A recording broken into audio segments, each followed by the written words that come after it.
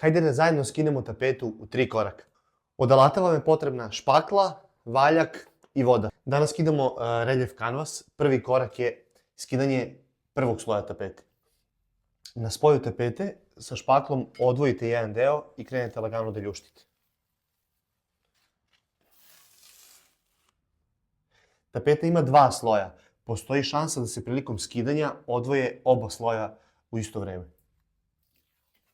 Ako se to ne desi, skidamo prvo prvi sloj, a drugi sloj skidamo tako što ćemo ga nakvasiti.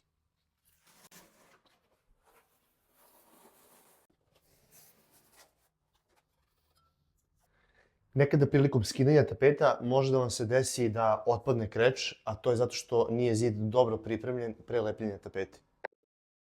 Ovo stanje na zidu što vidite, to je normalno stanje. Ostao je na nekim mestima drugi sloj tapete. On se skida najlakše tako što ćete ga namazati, tačnije nakvasiti vodom, valjkom i ostaviti 2 minuta da odstoji i nakon toga se vrlo lako skida sa zida.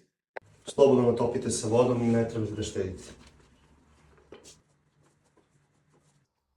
I nakon 2 minuta to izgleda ovako.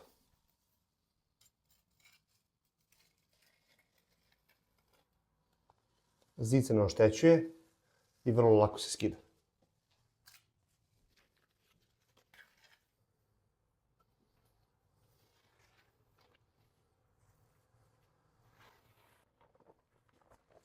Kao što vidite, tapete se veoma lako skidaju sa zida, zato što je lepak na vodenoj bazi.